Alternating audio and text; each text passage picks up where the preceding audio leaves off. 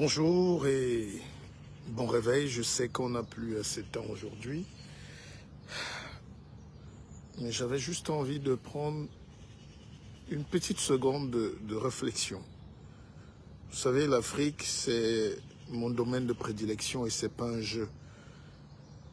Le monde noir d'ailleurs, c'est pour ça que j'ai créé Black Lives Media. Ce n'est pas lié à la couleur d'une peau, c'est notre apport, notre regard par rapport à ce que nous produisons de beau. Regardez par exemple en Afrique, c'est Canal+, du groupe Bolloré, qui est obligé de présenter une Afrique belle, une Afrique magnifiée, une Afrique où on regarde du talent. Quand vous regardez Canal+, en Afrique, qu'on aime ou qu'on n'aime pas, ils sont très loin en avance. Ils mettent des moyens, le plateau technique, les intelligences. Ils récupèrent tous les talents que nos télévisions ne peuvent jamais avoir ou ne veulent pas avoir par tribalisme, par bêtise, par corruption et tout. C'est ça aussi la force. Alors, je dis ça pourquoi? C'est parce que à la fin, il y a une image qu'on se projette à nous-mêmes. D'ailleurs, je fais mon mea culpa pour toutes les femmes que j'ai dû blesser en parlant de perruques et de tout. Vraiment, faites tout ce que vous voulez. Mettez même des queues de cheval, faites ce que vous voulez sur votre... C'est votre vie, mais au-delà de ça, un leader doit parfois aller à contre-courant de tout ce qui se dit autour.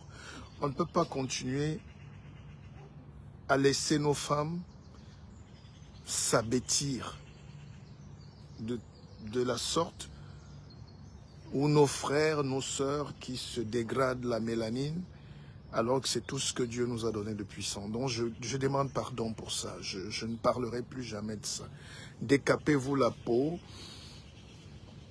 injectez-vous des glutations, mettez-vous du cancer. J'ai même vu, au Cameroun, il y a une députée qui vend du glutathione. Le glutathione, c'est ce qui fait blanchir la peau. C'est un crime. C'est un crime. Mais on est dans des pays où dès que tu... Le Cameroun, par exemple, c'est un pays magnifique. Il y a toujours du débat, même dans l'idiotie. C'est-à-dire, tu trouves quelqu'un qui est en train de battre sa femme en route, tu veux intervenir, on dit non, laissez sa femme.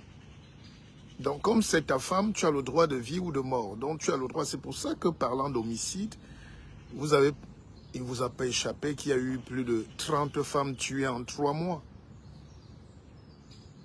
Donc, autant de dérives dans ce pays ou en Afrique qui me poussent quand même à dire non, nous sommes quand même des leaders. Nous ne pouvons pas laisser tout et n'importe quoi passer parce que nos enfants seront victimes demain. Nos jeunes filles vont commencer à se blanchir la peau à 5 ans. Les cancers vont venir. Et je me souviens d'un professeur en médecine qui avait dit un truc, qu'il n'y a pas une vieille femme qui se décape la peau, qui est vivante. Il n'y a pas une femme de plus de 60 ans qui a la peau décapée. Toutes ces femmes meurent précocement, 40 ans, 50 ans. Et ça, vous le savez, mais ça... En Afrique, j'ai aussi remarqué que plus vous êtes idiot, plus vous êtes célébré. Être intelligent est un crime. Alors, maintenant, je pose la question.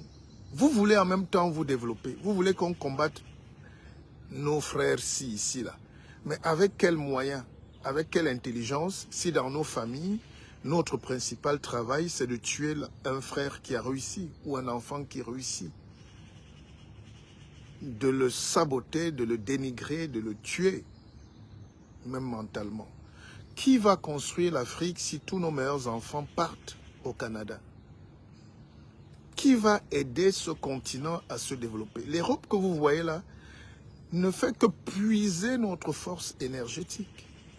Les États-Unis où vous envoyez vos enfants, vous-même vous fuyez là, ne font qu'aspirer votre énergie. Et c'est ça qu'on appelle finalement la spiritualité. C'est-à-dire des peuples sans spiritualité doutent tellement d'eux-mêmes qu'ils fuient pour aller chercher un bonheur ailleurs. Mais le bonheur existe. Ce n'est pas l'ailleurs qui fait le bonheur. Le bonheur existe. C'est à vous-même de le créer. Alors donc, Quand vous avez des femmes députées qui vendent les produits décapants, qui vendent les mèches et qui sont assis pour voter les lois, s'il y a une loi qui doit passer un jour contre le cancer, alors que c'est son business, elle va voter contre. Et c'est ces gens-là que vous mettez à la une. Et c'est autant de gens comme ça. Il y a des gens qui sont députés au Cameroun, qui ont des casinos, qui ont des machines à sous, le Jambo. Et ils sont des rois chez eux. Comment vous pouvez imaginer que quelqu'un qui crée la dictologie, ou les addictions à répéter, qui crée la folie, qui détruit des familles, puisse voter les lois pour protéger le peuple? Donc, c'est un peu tout ça qui fait qu'après moi, vous êtes libre de me juger ou pas, mais c'est une réflexion de quelques secondes ce matin. Je me disais, mais si nous passons le temps à détruire tout ce qui peut briller chez nous, qui va aider?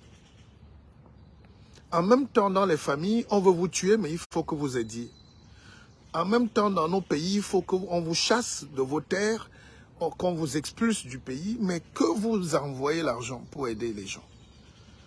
Mais la réflexion d'un pays comme la France, que je connais du bout des doigts, c'est une solidarité. Ils prennent même les fous en route pour les rendre citoyens. Parce que chaque citoyen a sa place. Chaque citoyen a sa place. Mais ici, tu ne vas pas aller prendre la place d'un médecin. Pour réussir dans la vie, nos pays doivent avoir 3 grandes choses. C'est ça que je vais enseigner au Cameroun, à travers ma télévision. Mais je vais faire une formation très prochainement au Hilton au Cameroun. Il manque 3 choses aux Africains. 1, le savoir-faire. 2, le savoir-être. 3, le savoir ou les savoirs. Ces 3 choses-là, retenez ça aujourd'hui. Je suis enseignant.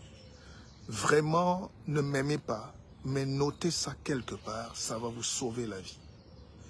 Les savoir-faire, c'est quoi? Et dommage aujourd'hui, tous les jeunes qui se disent coach là, ils veulent juste que vous fassiez comment emballer les chips pour vendre. Non, la vie n'est pas que argent. Tout le monde ici a l'argent. Vraiment, tous les gens qui me suivent sont millionnaires même. Même s'ils sont pauvres. La seule limite qu'ils ont, c'est dans la tête. Mais tous les gens que je connais sont riches. Tous les gens en Afrique sont riches. Même la maman qui vend les prunes peut vendre 500 prunes par jour à 100 francs la prune. Vous ne pouvez pas, même si vous êtes sous-préfet ou ministre, avoir ce qu'elle a à la fin du mois. Mais c'est qu'elle se sent pauvre.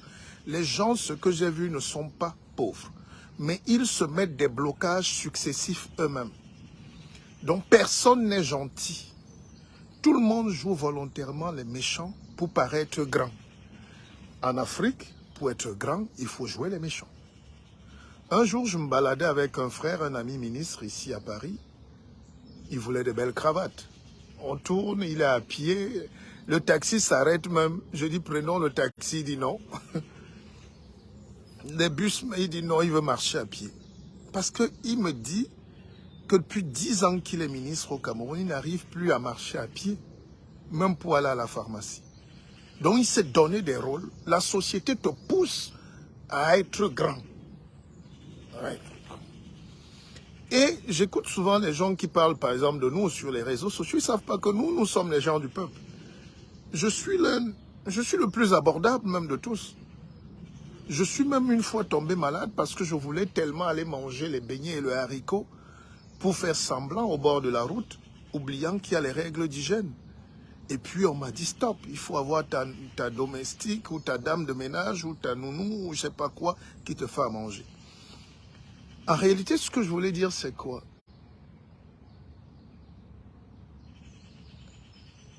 Les 3 choses, le savoir-faire. C'est quoi un pays ne réussit qu'avec les savoir-faire? C'est quoi les savoir-faire? C'est les compétences. C'est vraiment comme on entend savoir-faire. Qu'est-ce que tu sais faire? Et comment tu le fais et fais-le bien. Chez nous, même les médecins formés en France, quand ils arrivent, ils sont médiocres. Même les ingénieurs formés chez Vinci ici, à Paris, quand ils arrivent au Cameroun, ils sont médiocres.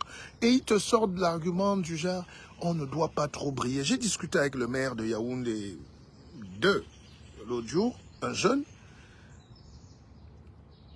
Et je dis, mais comment un garçon brillant comme ça, on ne t'entend pas? Tu as la plus grande commune du Cameroun, mais tu es discret. Il dit, ici, il ne faut pas parler. Ici, on ne parle pas. Ici, il faut vraiment faire le bête. Je dis, non, ne me raconte pas ça. Si tout le monde dit ça, le système de la médiocratie va s'installer. Et tous les Camerounais savent ce que je dis là. Moi, par le passé, on a pris beaucoup de risques. Et c'est pour ça que beaucoup ont cru que j'étais vraiment opposant dans le sens hystérique, extrémiste du terme. Ils ne savaient pas que c'est juste la clairvoyance et l'analyse. Je parlais plus en journaliste. Maintenant, je parle en homme politique plus. Mais écoutez-moi bien. Au Cameroun, les gens désactivent leur cerveau pour vivre. Et donc, ils réduisent le frontex, le cortex frontal. Et maintenant, ça frise même à la longue une sorte d'autisme, de bêtise volontaire. Et les gars se réfugient dans les bars, se réfugient dans les snacks, parce qu'ils fuient le débat. Ils fuient d'être meilleurs. Quand vous créez quelque chose, comme j'ai créé la télévision là, nous essayons de faire différent, parce que les gens ont installé des habitudes médiocres. Et tout le monde aime la médiocrité. Moi, je vois des humoristes là qui viennent parler avec la bave. C'est eux les stars. Vous voyez des petits gars qui vous racontent comment ils sont coachs, ils vous racontent comment bricoler les chips, je sais pas quoi. Et c'est eux les stars. Est-ce qu'ils sont intellectuels? Est-ce qu'ils ont la capacité d'amener un peuple à se rendre meilleur? Vous écoutez des filles qui sont toutes décolorées. Elles vont mourir dans 3 ans de cancer, ça c'est certain. Mais c'est elles qui ont 10 millions de vues. Et qu'elles se retrouvent à l'hôpital parce qu'elles ont fumé toutes sortes de drogues, elles ont bu toutes sortes de champagne, de mauvais whisky, elles ont tourné toute leur vie en boîte de nuit, elles ont couché avec tout le monde, même parfois des animaux. C'est ça qu'on célèbre, c'est ça les stars d'Afrique. Je regardais une émission l'autre jour en Côte d'Ivoire. Il a fallu que les Ivoiriens se lèvent pour demander qu'on reçoive les jeunes qui sont allés participer à un concours de la dictée au Canada. Les jeunes sont rentrés, ils ont fait le tour du monde, ils ont fait la une des journaux, mais ils sont rentrés en Côte d'Ivoire, on recevait Dougoutigui, ou on recevait, je ne sais pas qui là, Poulet a fait quoi? Un gars qui est comme un cercueil, mais qui est une star. Mais c'est ça l'Afrique de la médiocrité. Où sont nos savants? Où sont nos chimistes? Où sont nos physiciens? Où sont nos mathématiciens? Où sont nos ingénieurs? Moi, j'ai vu à Yaoundé tous ces jeunes-là qui n'ont pas de travail. Ils sont soit chauffeurs de taxi, soit dans leur chambre à Bonas et ils fabriquent les faux médicaments. Ceux qui fabriquent les faux whisky, ceux qui fabriquent les crèmes pour les femmes. Donc il faut qu'on réfléchisse vraiment. Si on veut avancer demain, il faut qu'on réfléchisse à sanctifier le talent, le génie, le mérite. Le tribalisme va disparaître seul.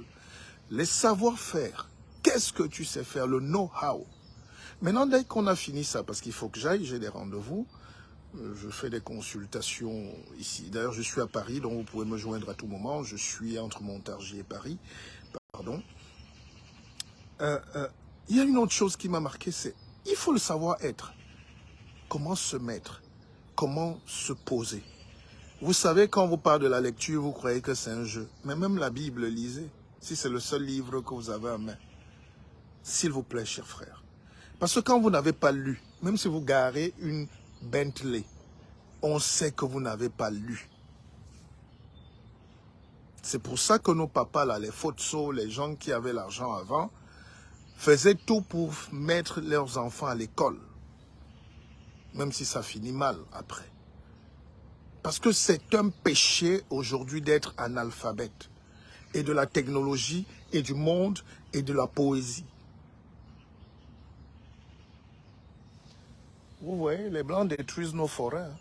Mais regardez comment ils entretiennent. Alors, si vous êtes intelligent, vous allez dire non, ne coupez plus nos forêts, allez couper pour vous. L'intelligence, donc, c'est aller couper les forêts des autres, aller voler l'ordre des autres pour venir transformer chez soi. Donc, le savoir-être, c'est comment on se comporte. Il suffit d'être sur les réseaux sociaux, vous voyez comment on manque de savoir-être. Qu'on soit ministre ou vendeur ou éboueur ou chauffeur de taxi, il nous manque le savoir-être. Être propre est un crime. Nos mamans balayaient la cour. Les grands-mères balayaient la cour. Vous savez, le quartier le plus propre à Douala, c'est le quartier Nkomondo. Allez-y faire un tour.